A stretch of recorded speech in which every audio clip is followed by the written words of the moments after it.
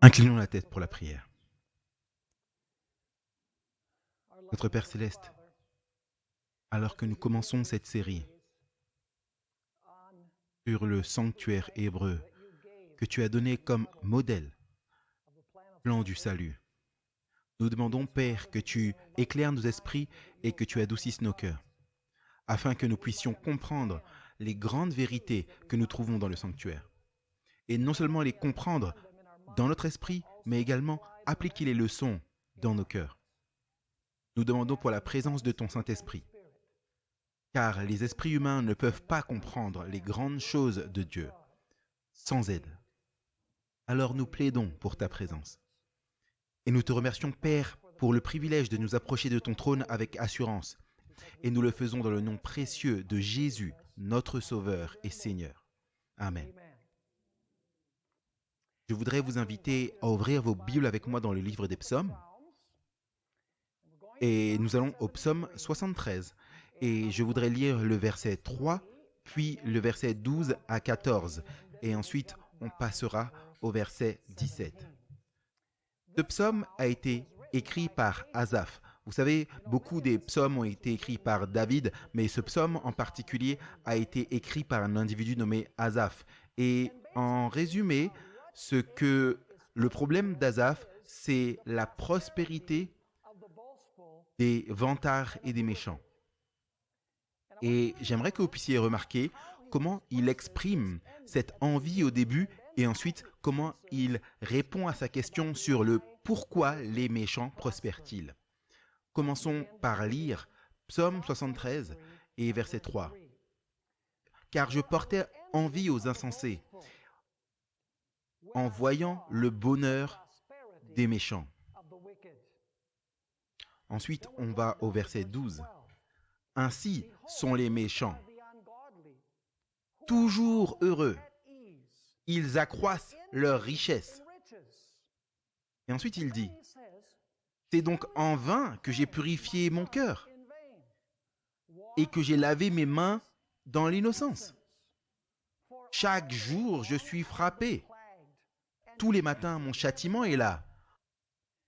En d'autres termes, à quoi cela sert-il de purifier sa vie, d'être juste, parce que les méchants prospèrent et les justes sont châtiés? Mais maintenant, j'aimerais que vous puissiez remarquer la réponse qu'il a trouvée à son problème. On trouve cela au verset 17. Il dit là, jusqu'à ce que j'eusse pénétré dans le sanctuaire de Dieu. Et alors, j'ai compris leur sort final. Il y a quelque chose dans le sanctuaire hébreu, qui explique qu'il est bon de purifier son cœur du péché. Et que les méchants qui prospèrent, les vantards qui réussissent dans la vie, finiront par recevoir une juste récompense pour leurs actes. Le sanctuaire hébreu a des explications qui laissent souvent des questions dans l'esprit.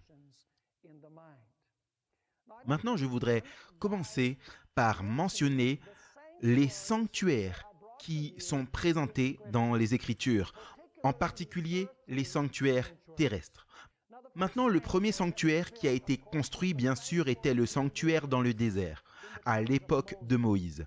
Ce sanctuaire a été construit vers l'an 1445 avant Jésus-Christ. Et j'aimerais lire Exode 25 et le verset 8, et ensuite on va descendre au verset 40, où ce tabernacle en particulier, ou sanctuaire, est discuté. Exode 25, verset 8, ici Dieu parle et il dit « Ils me feront un sanctuaire et j'habiterai au milieu d'eux. » Et au verset 40, Dieu dit à Moïse de faire le sanctuaire selon le modèle qu'il lui a montré sur la montagne.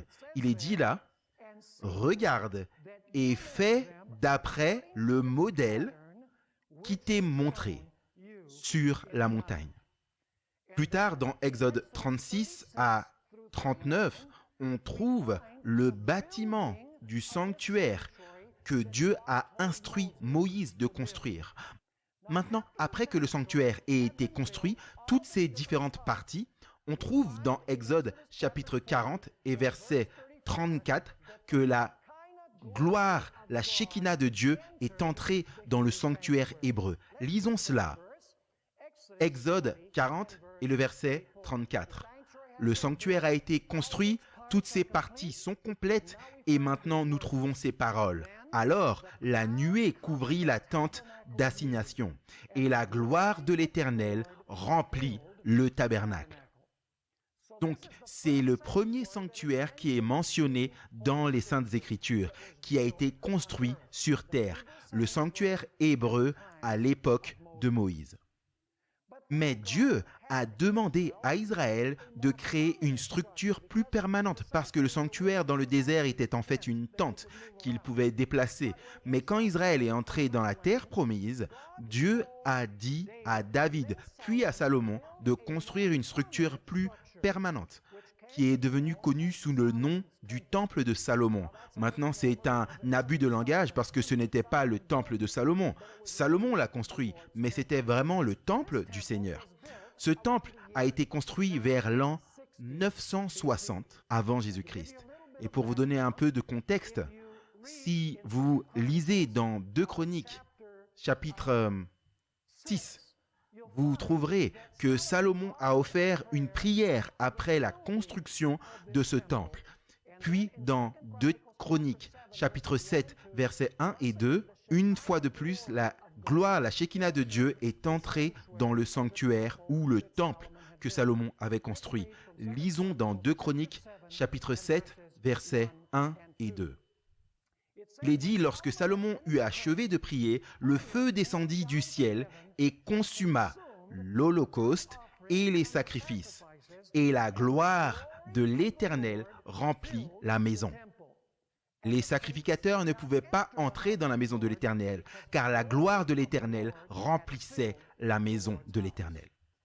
Et donc, une fois de plus, nous trouvons la construction d'un sanctuaire. C'est un temple permanent en l'an 1960 avant Jésus-Christ, construit par Salomon.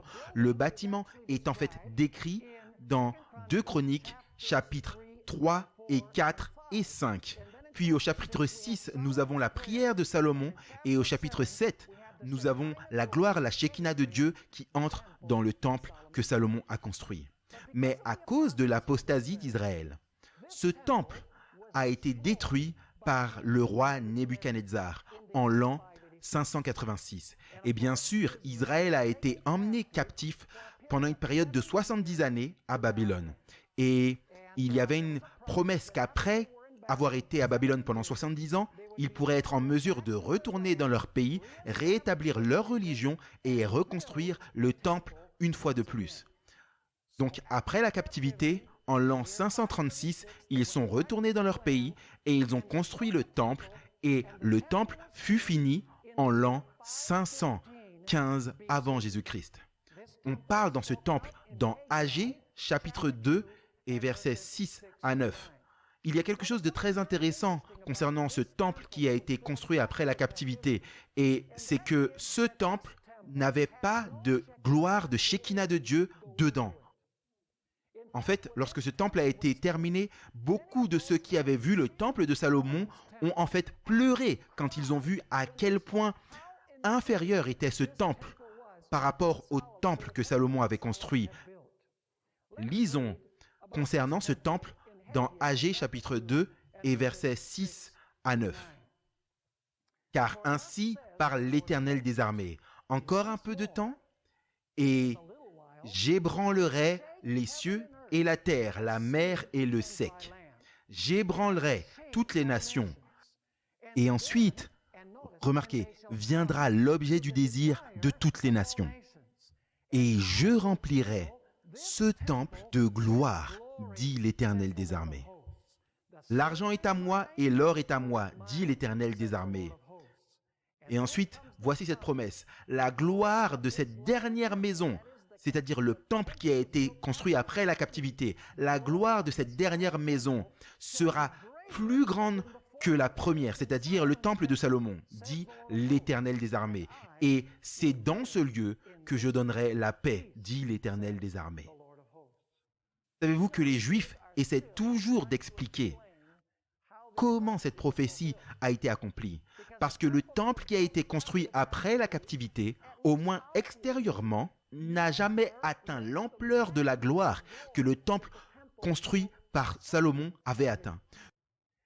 Ce dont il est parlé ici, lorsque Dieu donne la promesse que ce temple post-exilique serait rempli de gloire et que la gloire de ce dernier temple sera plus grande que l'ancien, le fait est que cela a été accompli parce que Jésus-Christ lui-même a marché dans les cours de ce temple. Maintenant, sa gloire, selon les Écritures, était voilée, mais il a apporté la paix à cet endroit parce qu'il était le prince de paix. Maintenant, ce temple a été embelli et remodelé et agrandi par Hérode le Grand. Nous trouvons la description de cela dans Jean chapitre 2 et verset 20. En fait, cela a pris 46 ans pour qu'Hérode le Grand remodèle et agrandisse et embellisse ce temple post-exilique. Il est dit ici dans Jean chapitre 2 verset 20, les Juifs dirent, « Il a fallu 46 ans pour bâtir ce temple, et toi, en 3 jours, tu le relèveras ?» Bien sûr, Jésus avait dit, « Détruisez ce temple, et en 3 jours, je le relèverai. » Et il pensait qu'il parlait du temple qu'Hérode avait remodelé, et cela avait pris 46 ans pour le remodeler et l'embellir. Donc nous trouvons ces temples dans les Écritures. Nous trouvons le sanctuaire dans le désert, nous trouvons le temple construit par Salomon, nous trouvons le temple qui a été construit après l'exil en l'an 515, et puis le temple qui a été embelli et agrandi par Hérode le Grand. Maintenant, la question est de savoir, que représentent ces sanctuaires? Que symbolisent ces sanctuaires? Est-ce que Dieu a juste construit ces sanctuaires parce qu'il voulait habiter parmi Israël, ou y a-t-il une raison particulière pour laquelle Dieu a dit à Israël de construire ces sanctuaires? Le fait est que ces sanctuaires terrestres étaient symboliques ou représentaient plusieurs choses. Je veux que vous puissiez remarquer, la première chose que ces sanctuaires représentaient ou symbolisaient, le sanctuaire terrestre était en fait un symbole du sanctuaire céleste. C'était un modèle à l'échelle du sanctuaire céleste. Dieu voulait que Israël comprenne en regardant le sanctuaire terrestre des choses sur le sanctuaire céleste. Allons dans Hébreux, chapitre 8 et versets 1 à 5, où nous allons trouver que le sanctuaire terrestre était un symbole ou une illustration du plus grand sanctuaire céleste. Il est dit ici dans Hébreux chapitre 8 et verset 1. Le point capital de ce qui vient d'être dit, c'est que nous avons un tel souverain sacrificateur qui s'est assis à la droite du trône de la majesté divine dans les cieux, comme ministre du sanctuaire et du quoi? Du véritable tabernacle qui a été dressé par le Seigneur et non par un homme. Tout souverain sacrificateur est établi pour présenter des offrandes et des sacrifices, d'où il est nécessaire que celui-ci aussi, c'est-à-dire Christ, ait quelque chose à présenter. Car s'il était sur terre, il ne serait pas même sacrificateur, puisque là, ce sont les prêtres qui présentent les offrandes selon la loi. Maintenant, remarquez, regardez ce qu'il dit concernant le sanctuaire terrestre. Lesquels célèbrent un culte, une image et une ombre des choses célestes. Donc, c'était quoi le sanctuaire terrestre? C'était une copie ou l'ombre des choses célestes. Selon que Moïse en fut divinement averti lorsqu'il allait construire le tabernacle. Car il lui fut dit, « Aie soin de faire selon quoi? Selon le modèle qui t'a été montré sur la montagne. » Donc le sanctuaire terrestre n'était qu'une illustration à petite échelle du sanctuaire céleste. Pour donner une idée de ce qu'est le sanctuaire céleste de Dieu. Aussi, Hébreux 9, versets 11 et 12 nous parlent de cette comparaison entre le sanctuaire terrestre et le sanctuaire céleste.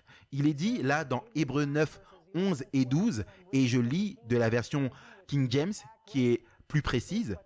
Il est dit « Mais Christ est venu comme souverain sacrificateur des biens à venir. » Maintenant remarquez, il a traversé le tabernacle plus grand et plus parfait qui n'a pas été construit de main d'homme, c'est-à-dire qui n'est pas de cette création.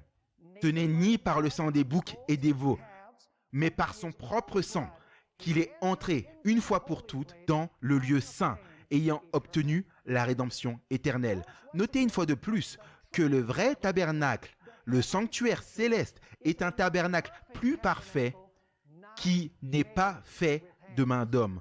En d'autres termes, le sanctuaire terrestre avait pour but de servir de modèle à l'échelle pour illustrer de grandes vérités concernant le plus grand sanctuaire céleste. Donc, l'une des raisons pour lesquelles Dieu a construit tous ces sanctuaires terrestres était parce qu'il voulait que les gens aient une vision du sanctuaire céleste. Mais ces temples terrestres représentaient d'autres choses en plus, et nous allons étudier cela dans ce séminaire. Ces temples représentaient également notre temple corporel. Remarquez 1 Corinthiens chapitre 6, versets 19 et 20. Vous voyez, le sanctuaire est une illustration de nous, de notre temple corporel. En fait, nous avons toute une conférence qui s'intitule « Les deux temples » vers la fin de cette série où je vais comparer le sanctuaire avec notre temple du corps. Dieu a donné ces temples pour illustrer des plans qu'il avait pour notre propre temple. Il est dit ici dans 1 Corinthiens chapitre 6, 19 et 20, « Ne savez-vous pas que votre corps est le temple du Saint-Esprit qui est en vous ?» Vous voyez, la Shekinah, c'est le Saint-Esprit dans le cas de notre temple corporel, que vous avez reçu de Dieu et que vous ne vous appartenez pas à vous-même, car vous avez été rachetés à grand prix. Glorifiez donc Dieu dans vos corps et dans votre esprit qui appartiennent à Dieu. Donc en d'autres termes, une autre raison pour laquelle Dieu avait ces sanctuaires qui ont été construits, c'est parce qu'il voulait donner de grandes leçons sur notre propre temple corporel. Il s'avère que ces temples ont également été construits pour donner de grandes leçons concernant le temple corporel de Jésus. Remarquez ce que nous trouvons dans Jean chapitre 2 et versets 19 à 21. Jean chapitre 2, versets 19 à 21. Vous voyez, ces temples terrestres illustre également de grandes vérités concernant Jésus et son temple corporel. Il est dit ici dans Jean chapitre 2, verset 19, « Jésus leur répondit, « Détruisez ce temple, et en 3 jours, je le relèverai. » Les Juifs dirent, « Il a fallu 46 ans pour bâtir ce temple. Et toi, en 3 jours, tu le relèveras ?» Maintenant, regardez le verset 21. « Mais il parlait du temple de son corps. » C'est pourquoi lorsqu'il fut ressuscité des morts, ses disciples se souvinrent qu'il avait dit cela et ils crurent en l'écriture et à la parole que Jésus avait dite. Donc le temple était en fait symbolique du corps du temple de Jésus. C'est assez intéressant. Donc le temple a été donné non seulement pour donner des leçons sur le sanctuaire céleste, sur notre temple corporel, mais aussi sur le temple corporel de Jésus-Christ. Mais il y a une autre dimension à ces temples terrestres. Ces temples terrestres ont également été donnés comme une illustration de l'Église chrétienne, qui, dans les Écritures, est appelée le temple de Dieu. Allez avec moi dans Éphésiens chapitre 2 et versets 19 à 22. Éphésiens chapitre 2 et versets 19 à 22. Ici, nous trouvons que ces temples terrestres ou sanctuaires représentaient l'Église chrétienne. Il est dit là, au verset 19, « Maintenant donc, vous n'êtes plus des étrangers ni des gens du dehors, mais vous êtes concitoyens des saints, gens de la maison de Dieu. » Maintenant regardez, le temple spirituel, vous avez été édifiés sur le fondement des apôtres et des prophètes. Ce ne sont pas des fondations de pierre. Les fondations de ce temple sont les apôtres et les prophètes. Jésus-Christ lui-même étant la pierre angulaire. Vous voyez, le temple avait une pierre angulaire pour faire tenir le tout. Et maintenant, il dit, nous sommes l'édifice, au verset 21, en qui tout l'édifice, bien coordonné, s'élève pour être un quoi? S'élève pour être un temple saint dans le Seigneur. En lui, vous aussi, pour être édifié, pour être une habitation de Dieu, y a-t-il une Shekinah dans ce temple de l'Église? Absolument. Il est dit, en lui, vous êtes aussi édifiés pour être une habitation de Dieu en esprit. Donc ces temples terrestres ont été donnés pour enseigner de grandes leçons sur le sanctuaire céleste, sur Jésus-Christ, sur nos temples corporels et sur l'Église chrétienne. En fait, plus tard, nous allons avoir une conférence où nous parlerons de l'Antéchrist, assis dans le temple de Dieu, se montrant lui-même être Dieu. Certaines personnes pensent que quelqu'un va se lever au Moyen-Orient et s'asseoir littéralement dans le temple juif reconstruit. Est-il juste possible qu'il s'assoie dans l'Église chrétienne elle-même? Et c'est le temple dont les Écritures parlent, je le crois. Maintenant, parlons un peu de la géographie du sanctuaire ou du temple. Et vous trouverez une illustration ici sur l'estrade. La seule qui n'est pas dans l'ordre, c'est l'image centrale où vous avez le prêtre et vous avez l'agneau. J'ai mis ça ici parce que c'est central pour le service du sanctuaire. Sans ça, vous n'avez rien. Tous les autres panneaux sont dans l'ordre exact dans lequel le sanctuaire a été construit. Nous sommes censés lire d'est en ouest, car le sanctuaire était en fait, l'entrée du sanctuaire était en fait du côté de l'est. Ce qui signifie que lorsque les gens adoraient vers le sanctuaire, ils tournaient le dos au soleil, ce qui était intentionnel, parce que dans l'Antiquité, les gens adoraient leur visage tourné vers le soleil, selon Ézéchiel chapitre 8, mais parce que l'entrée du sanctuaire était du côté est, quand les gens faisaient face à l'est, leur dos était quoi? Leur dos était vers le soleil. Ils ne devaient pas adorer le Dieu soleil. Et donc, vous avez tout d'abord le campement. Et ce n'est pas représenté ici sur la plateforme, mais vous avez le camp. C'est là où vivrait Israël. C'est là où vivaient les pécheurs. Ils étaient ceux qui avaient besoin du sanctuaire. Le campement du sanctuaire faisait partie du sanctuaire hébreu. On commence souvent par la cour, le lieu saint, le lieu très saint, mais le camp que nous allons trouver était très très important dans le service du sanctuaire. Et donc, le camp est le premier lieu clé du sanctuaire hébreu. Il y avait 3 tribus qui campaient à chaque point de la boussole du sanctuaire.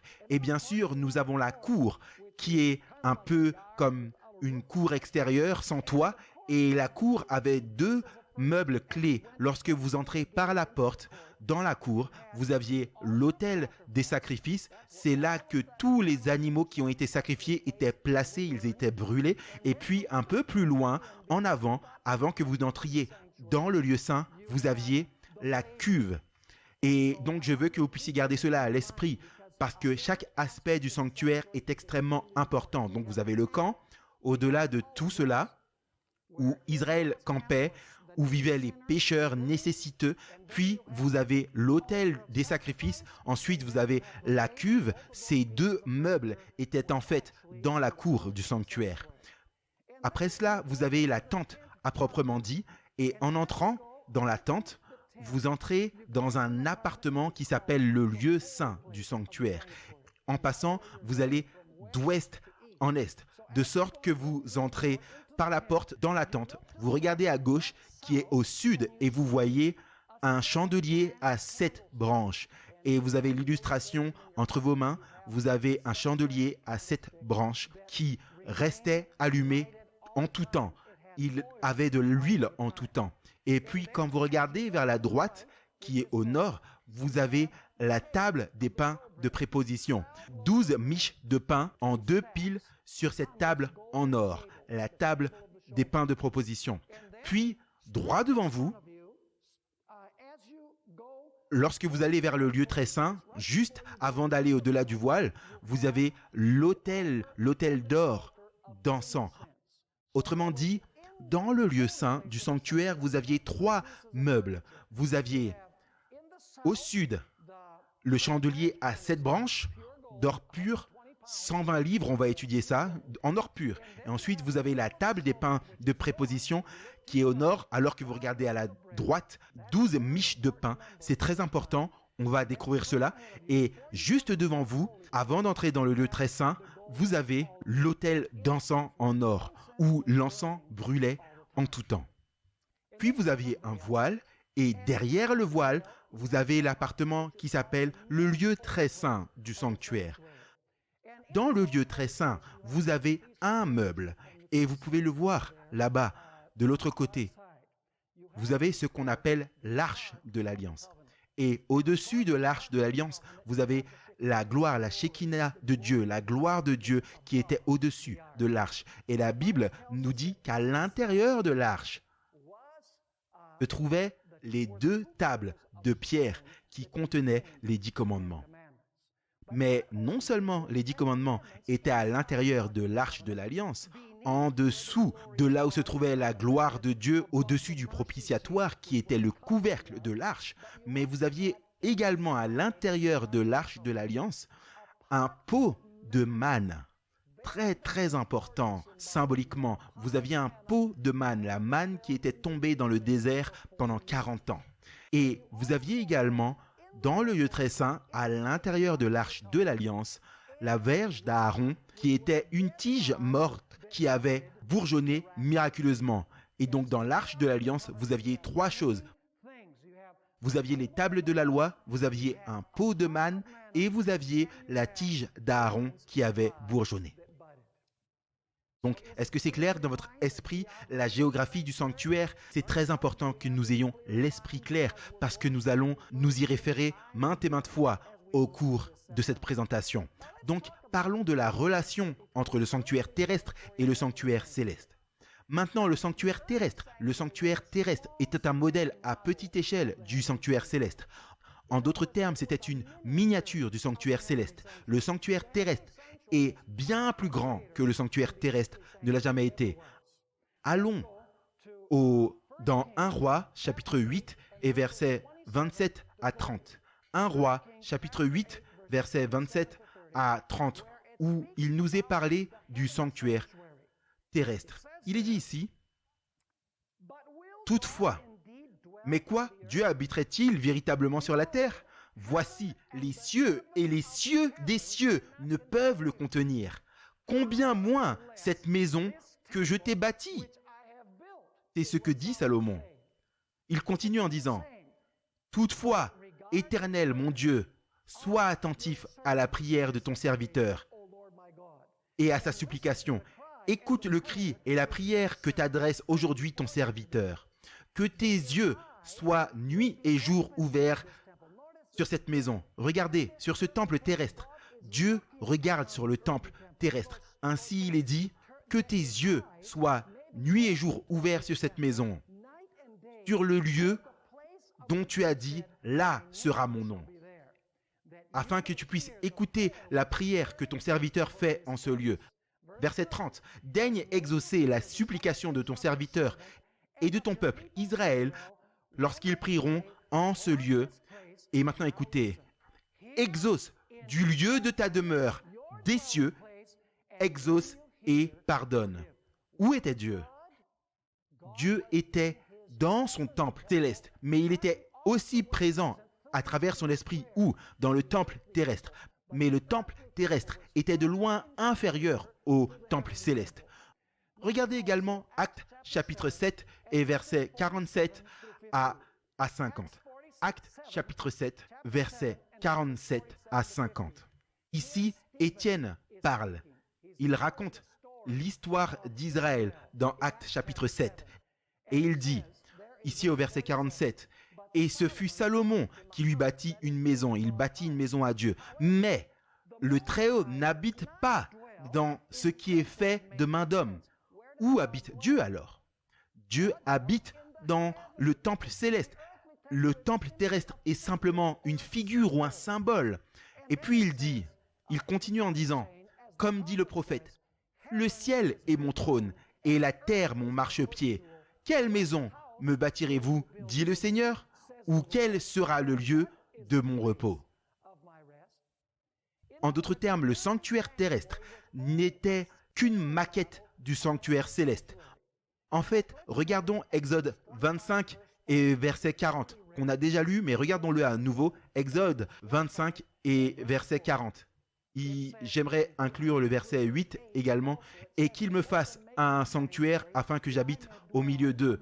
Et ensuite, il est dit au verset 40, Dieu parlant à Moïse, et veille à ce que vous le fassiez selon le modèle qui t'a été montré sur la montagne. Donc, qu'est-ce que Dieu a montré à Moïse sur la montagne? Dieu n'a pas montré à Moïse sur la montagne le sanctuaire céleste. Dieu a montré à Moïse un modèle à l'échelle du sanctuaire céleste. En d'autres termes, Dieu a fait une miniature du sanctuaire céleste.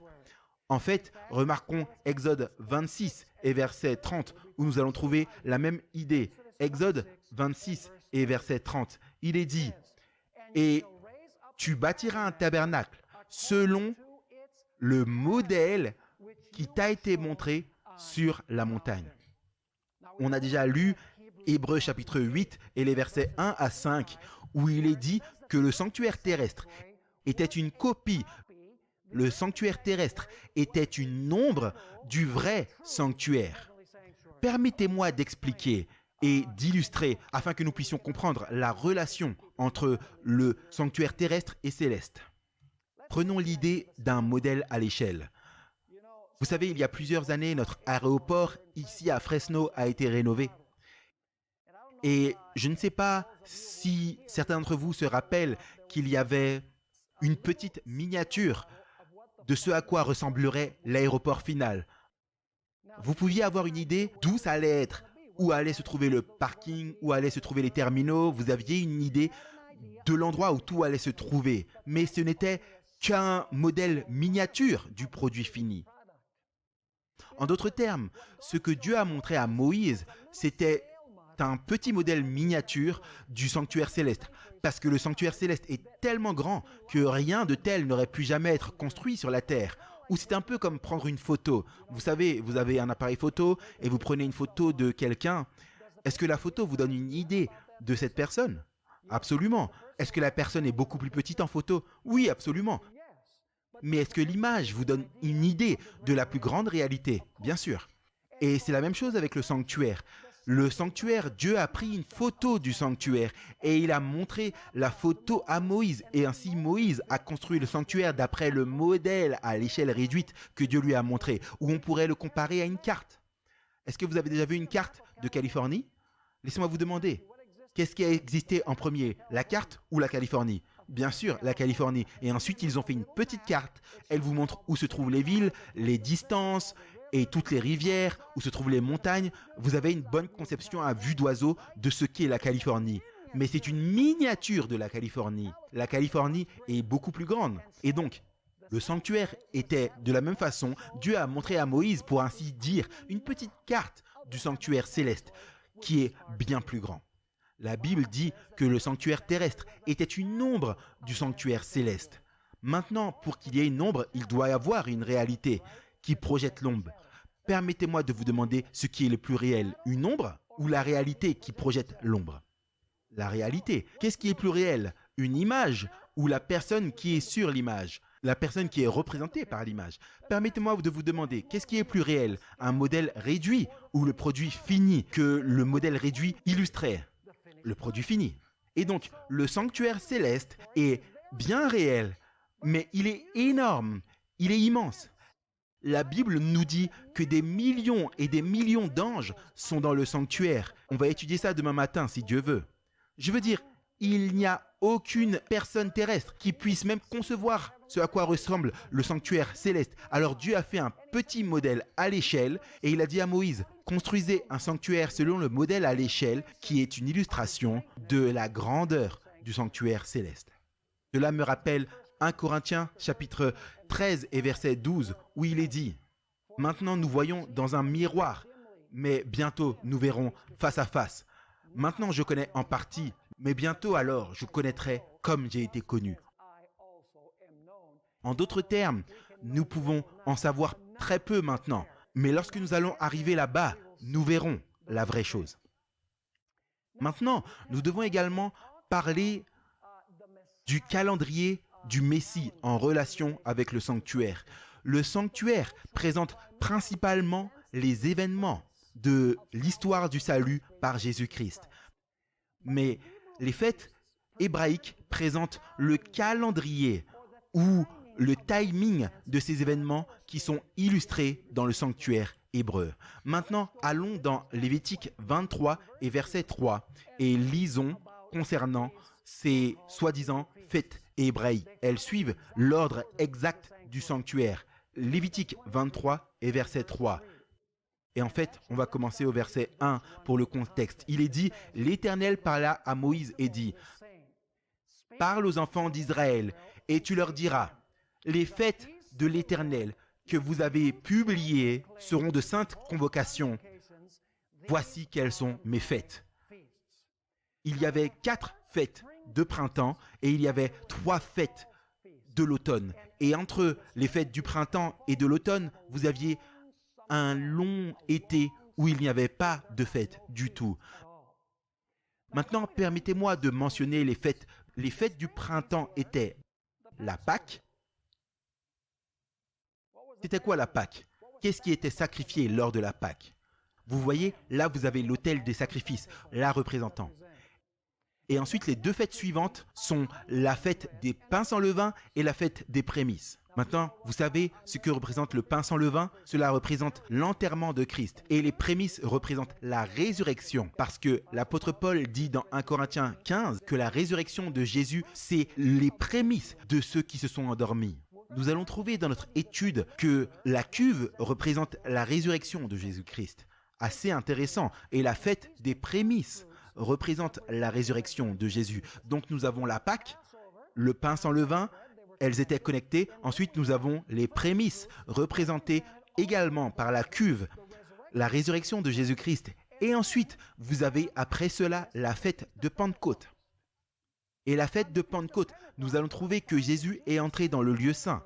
Il est entré là pour intercéder pour nous. En d'autres termes, il est entré là où se trouve le chandelier, là où se trouve la table des pains de préposition et également là où se trouve l'autel d'encens. En d'autres termes, la Pentecôte, qui est venue exactement 50 jours après les premiers fruits, représente le début de l'intercession de Jésus dans le lieu saint du sanctuaire. Vous voyez comment cela suit l'ordre des événements dans le ministère du Christ, mais cela nous donne les dates. Parce que la Pâque de l'année où Jésus est mort, c'était le 14 de Nissan, le pain sans levain, c'était le 15 de Nissan, la fête des prémices, c'était le 16 de Nissan, le 3e jour, et la Pentecôte, c'était 50 jours plus tard. Et la Bible nous dit que lors du jour de la Pentecôte, le Saint-Esprit a été déversé parce que Jésus avait commencé son ministère d'intercession dans le sanctuaire céleste. Et ensuite, nous avons les fêtes d'automne. Vous voyez, la fête des trompettes était la première fête d'automne et elle annonçait la venue du jour des expiations qui a eu lieu et c'était le grand jour du jugement dans le lieu très saint du sanctuaire. Laissez-moi vous demander quel est le prochain appartement du sanctuaire dans le ministère du Christ. C'est le lieu très saint où se trouve l'arche de l'alliance et où se trouve la loi. En d'autres termes, on retrouve dans le sanctuaire les mouvements de Jésus-Christ et le timing de ces événements. Car les fêtes hébraïques ont des dates précises où Jésus allait commencer son ministère dans ces appartements particuliers du sanctuaire. Et bien sûr, nous allons étudier cela en détail au fur et à mesure. Maintenant, à quel point est important le sanctuaire? Laisse-moi mentionner 2-3 choses importantes. Le livre de Daniel est imprégné de terminologie du sanctuaire. En fait, il est impossible de comprendre le livre de Daniel sans comprendre le sanctuaire. En particulier, le chapitre 8, où il parle d'une petite corne qui enlève le sacrifice quotidien. Et où il parle du sanctuaire qui est purifié. C'est une référence à Lévitique chapitre 16, ce qui se passait au jour des expiations. C'est impossible de comprendre Daniel sans comprendre le sanctuaire. De plus, tout le livre d'Hébreux, du début à la fin, est une illustration de ce que Jésus a accompli dans le sanctuaire. Il est impossible de comprendre le livre d'Hébreux sans comprendre le sanctuaire hébreu de l'Ancien Testament. Parce que le livre d'Hébreux est saturé de terminologie du sanctuaire. Le livre des psaumes. Il est impossible de comprendre le livre des psaumes sans comprendre les fêtes et le sanctuaire. Vous savez, David, la Bible nous dit qu'il était doué pour jouer de la harpe. C'était un grand musicien. Vous pouvez lire cela dans 1 Samuel chapitre 16 et verset 18. Il jouait si bien de la harpe que même les démons fuyait lorsqu'il jouait pour le roi Saül. La Bible nous dit également dans 2 Samuel chapitre 23 et verset 1 que David était appelé le doux psalmiste d'Israël. Il a écrit 73 des 150 psaumes. En fait, le livre des psaumes était l'hymne du sanctuaire. Chaque psaume avait un cadre particulier du sanctuaire où le psaume était lu durant une fête hébraïque particulière. Laissez-moi illustrer ce point. Vous savez, lorsque Jésus a rencontré ses disciples dans la chambre haute pour instituer le souper du Seigneur, ils ont chanté Psaume 113 et Psaume 114. Vous voyez, les psaumes étaient les hymnes du sanctuaire. Et lorsque le service était terminé, alors que Jésus avait institué le souper du Seigneur, ils ont chanté Psaume 115 à Psaume 118. Vous vous souvenez qu'il est dit dans les évangiles que lorsqu'ils ont chanté l'hymne, ils sont sortis vers le mont des Oliviers? Eh bien, ce qu'ils ont chanté était en fait Psaume 115 à Psaume 118. Psaume 135 était chanté lors de la fête des pains sans levain. Psaume 29 et Psaume 132 étaient chantés lors de la Pentecôte et lors de la fête des tabernacles. Le livre de Ruth était chanté lors de la fête de Pentecôte, car il a à voir avec la moisson. Et Psaume 47, 68, 29 et 132 étaient chantés lors de la fête des tabernacles. En d'autres termes, les psaumes nous aident à comprendre le sanctuaire et les fêtes hébraïques, car les psaumes étaient liés au service du sanctuaire. En d'autres termes, les thèmes des psaumes étaient liés à des événements spécifiques qui avaient à voir avec le sanctuaire hébreu. Le livre d'Apocalypse ne peut pas être compris sans le sanctuaire hébreu. En fait, le livre d'Apocalypse est saturé de terminologie du sanctuaire. Regardons quelques exemples. Regardez Apocalypse chapitre 5 et verset 6. Apocalypse chapitre 5 et le verset 6. Il est dit là. Et je vis, et voici, au milieu du trône et des 4 êtres vivants, et au milieu des vieillards, un agneau qui était là comme immolé. Il avait des millions d'agneaux qui ont été tués lors du service du sanctuaire. Il continue en disant, il avait 7 cornes et 7 yeux, qui sont les 7 esprits de Dieu envoyés par toute la terre. Le chandelier à 7 branches est mentionné dans le livre d'Apocalypse. Regardez Apocalypse chapitre 1, versets 12 et 13. Il est dit là, je me retournai pour connaître quelle était la voix qui me parlait. Et après m'être retourné, je vis 7 chandeliers d'or. Vous voyez le lieu saint où Christ opère. Et au milieu des 7 chandeliers, quelqu'un qui ressemblait au Fils d'homme, vêtu d'une longue robe et ayant une ceinture d'or sur la poitrine. L'autel d'encens est dans le livre de l'Apocalypse.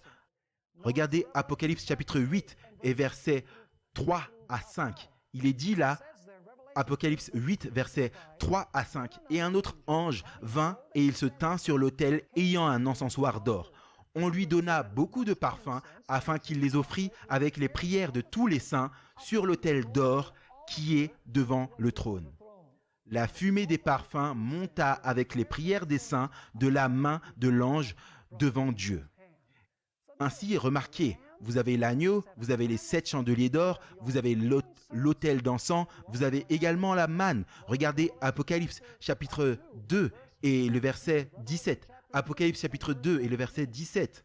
Il est dit que celui qui a des oreilles entende ce que l'Esprit dit aux églises. À celui qui vaincra, je donnerai de la manne cachée à manger. Vous avez vu, le lieu très saint est également mentionné dans le livre d'Apocalypse. Regardez Apocalypse chapitre 11 et verset 19. Apocalypse chapitre 11 et verset 19. Il est dit là-bas, et le temple de Dieu fut ouvert où? Au ciel, et l'arche de son alliance apparut dans son temple. Dans quel temple? Dans le temple céleste.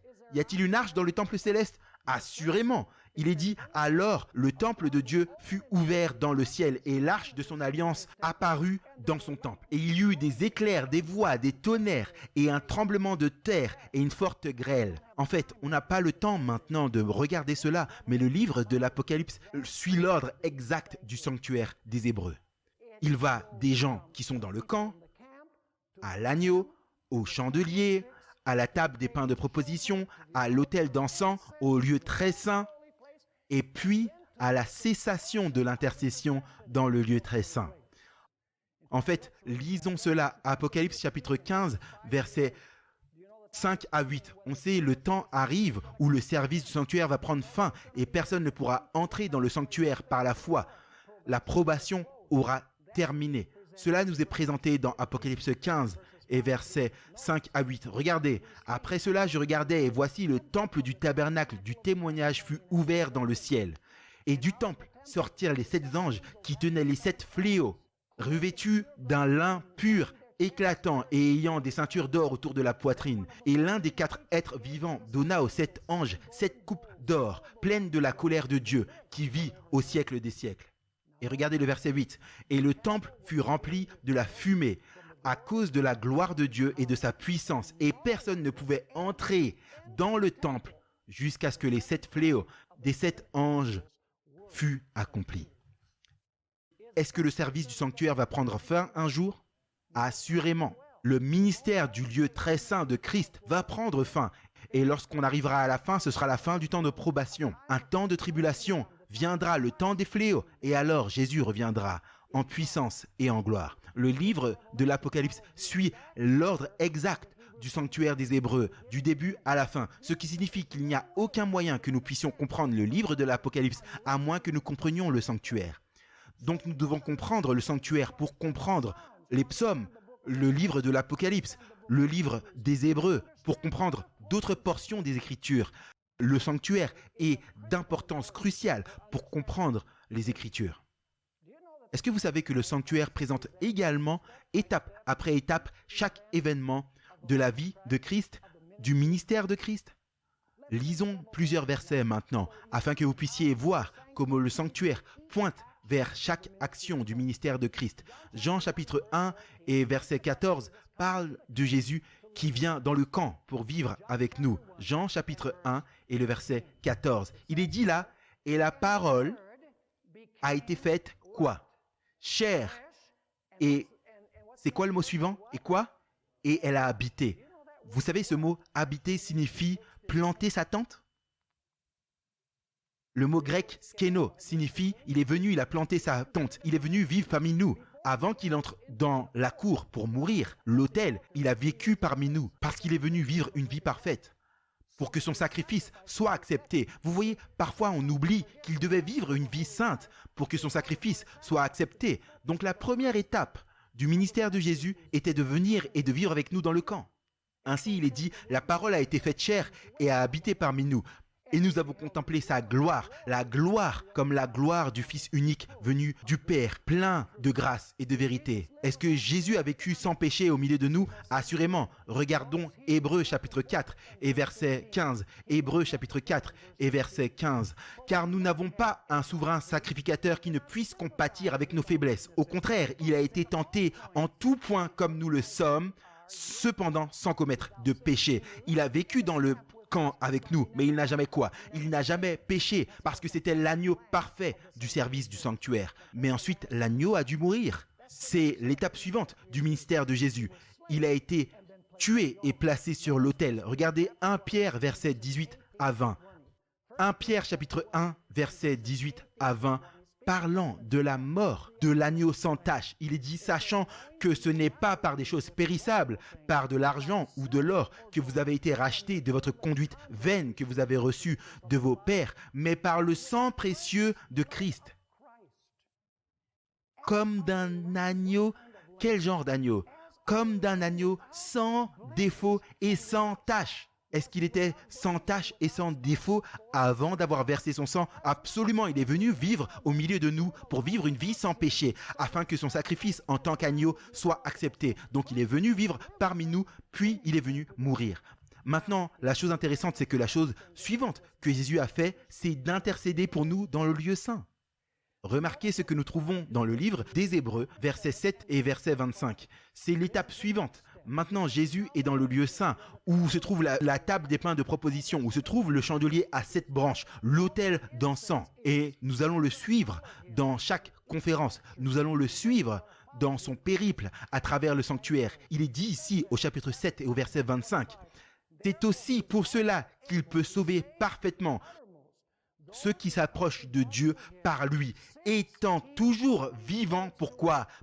Pour intercéder en leur faveur. Vous voyez, Jésus est allé au ciel, dans le lieu saint, pour être l'intercesseur. Remarquez également 1 Jean chapitre 2 et le verset 1. Il parle de cette étape du ministère de Christ. Il est dit, « Mes petits enfants, ces choses, je vous les écris afin que vous ne péchiez point. Et si quelqu'un a péché, nous avons quoi? Nous avons un avocat avec le Père, Jésus-Christ, le quoi? Le juste. » Permettez-moi de vous demander, est-ce que Jésus-Christ va aussi accomplir un jour un ministère du jugement dans le lieu très saint? Assurément. Regardez 2 Corinthiens chapitre 5 et le verset 10. 2 Corinthiens chapitre 5 et le verset 10. Il est dit ici, « Car il nous faut tous comparaître devant le tribunal de Christ, afin que chacun reçoive en son corps selon quoi? Le bien ou le mal qu'il aura fait. » Laissez-moi vous demander où était le jugement dans le sanctuaire, où se trouvait le jugement une fois par année. Il avait lieu dans le lieu très saint du sanctuaire parce que les gens seront jugés par la loi parfaite de liberté. Le jugement a lieu là où se trouve la loi. Donc Jésus va également accomplir cette fonction également. Mais vous savez ce qui est intéressant? Après que Jésus ait accompli son œuvre dans le lieu très saint du sanctuaire, la Bible nous dit qu'il enlèvera ses vêtements sacerdotaux et il reviendra sur cette terre en tant que roi. Le sanctuaire raconte également cette étape du ministère de Christ. Regardez Apocalypse chapitre 19 et on va lire le verset 11 et ensuite on va descendre au verset 16. Apocalypse 19, verset 11. Puis je vis le ciel ouvert, et voici parut un cheval blanc. Celui qui le montait s'appelait Fidèle et Véritable, et il juge et combat avec justice. Et il avait son vêtement, et sur sa cuisse, un nom écrit. C'était quoi? Roi des rois et Seigneur des seigneurs. En d'autres termes, Jésus reviendra sur cette terre en tant que roi des rois, lorsqu'il aura terminé son ministère dans le lieu très saint. Mais vous savez, il y a une autre cérémonie qui doit avoir lieu après cela. Et on trouve cela dans le chapitre suivant, le chapitre 20 d'Apocalypse. Avez-vous déjà entendu parler du bouc émissaire? Où le bouc émissaire était envoyé dans une terre inhabitée. Vous voyez, c'est ce que nous raconte le chapitre suivant, Apocalypse chapitre 20 et versets 1 et 2. Lisons cela. Puis je vis descendre du ciel un ange qui avait la clé de l'abîme et une grande chaîne dans sa main. Il saisit le dragon, le serpent ancien, qui est le diable et Satan, et il le lia, et quoi? Et il le lia pour combien de temps? Pendant 1000 ans. Donc, le sanctuaire présente l'ordre de toutes les étapes que Jésus a franchies dans le plan de salut. Maintenant, le dernier point que j'aimerais présenter dans notre conférence aujourd'hui, c'est que le sanctuaire explique en fait toutes les doctrines de la Bible. Le sanctuaire est le grand aimant qui rassemble toutes les doctrines de la Bible. Permettez-moi de vous en mentionner quelques-unes. Le sanctuaire présente-t-il le caractère de Dieu? Assurément, il montre que Dieu est juste. La loi exige la mort, mais il montre également que Dieu est miséricorde parce que Dieu prend le jugement sur lui-même. Cela montre la justice et son amour. Est-ce que le sanctuaire présente la doctrine du péché? Des millions de sacrifices ont été accomplis lors du service du sanctuaire, montrant que le salaire du péché, c'est quoi? La mort. Est-ce que le sanctuaire présente l'humanité de Jésus? Mais assurément. Il est intéressant de noter que le sanctuaire, à l'extérieur, c'était très ordinaire, mais à l'intérieur, c'était magnifique. Et c'était une image de Jésus. À l'intérieur, son caractère était magnifique, mais à l'extérieur, il n'avait rien qui attirait le regard. Est-ce que le sanctuaire présente la perfection de la vie de Christ? Oui, certainement, parce que le prêtre ne devait avoir aucun défaut et l'agneau ne devait avoir aucun défaut, ce qui montre que Jésus devait être un sacrifice parfait, mais également un sacrificateur parfait. Est-ce que la mort est révélée dans le sanctuaire? Certainement. Le pardon est-il révélé dans le sanctuaire? Absolument. Quand le pécheur place sa main sur la tête de l'animal et a confessé son péché sur la tête de l'animal, le transfert a été fait et maintenant le pécheur pouvait avoir l'assurance du pardon. Est-ce que le sacerdoce de Jésus est présenté dans le sanctuaire? Absolument, parce que le prêtre emportait le sang dans le lieu saint, le sang de la victime, sur qui le péché a été transféré et le sang a été recueilli et de cette façon, le péché pardonné était transféré dans le sanctuaire. Est-ce que l'importance de l'étude des Écritures est présentée dans le sanctuaire? Oui, dans la table des pains de préposition. Est-ce que la prière est présentée dans le sanctuaire? Oui, l'autel d'encens. Nous allons étudier toutes ces choses. Est-ce que l'importance de l'Église qui répand la lumière de Jésus-Christ par la puissance de l'Esprit est représentée dans le sanctuaire? Oui, dans le chandelier à 7 branches. Est-ce que les anges sont présentés dans le sanctuaire? Nous allons étudier cela demain matin. Incroyable, la doctrine du baptême est présentée au travers de la cuve. La Trinité est présentée. Il y a quelqu'un assis sur le trône. Devant le trône, un agneau était là comme immolé. Et également le chandelier à 7 branches qu'on appelle les 7 esprits de Dieu. Les 3 sont là. La dîme est présentée dans le sanctuaire. Tout ce système est soutenu par les dîmes et par les offrandes. Toutes les doctrines de la Bible se réunissent et vous voyez les relations avec ces doctrines dans la perspective du sanctuaire. Mais pas seulement les vérités générales, mais aussi les vérités distinctives. Est-ce que le jugement est présenté dans le sanctuaire? Absolument. La purification du sanctuaire. Est-ce que la loi est présentée dans le sanctuaire? Oui, c'était dans l'arche de l'Alliance. Est-ce que le sabbat se trouve dans le sanctuaire? Oui, c'est dans l'arche de l'Alliance. Est-ce qu'une vie saine est présentée dans le sanctuaire? Oui, l'homme est appelé à une vie saine et on va étudier cela. Dieu a donné la manne pour enseigner à Israël d'avoir un régime simple. Est-ce que l'état des morts est présenté dans le sanctuaire? Oui, ce bâton dont la vie a germé par un miracle de Dieu, nous allons trouver que cela représente que la vie ne vient que par Jésus-Christ. L'Antéchrist est présenté dans le sanctuaire également. Il s'assoit dans le temple de Dieu, prétendant qu'il est Dieu. Le millénium est dans le sanctuaire parce que la cérémonie du bouc émissaire se trouve dans Apocalypse chapitre 20. Donc toutes les doctrines de la Bible se trouvent dans le sanctuaire. Quelle magnifique leçon Dieu a enseignée à travers le sanctuaire des Hébreux.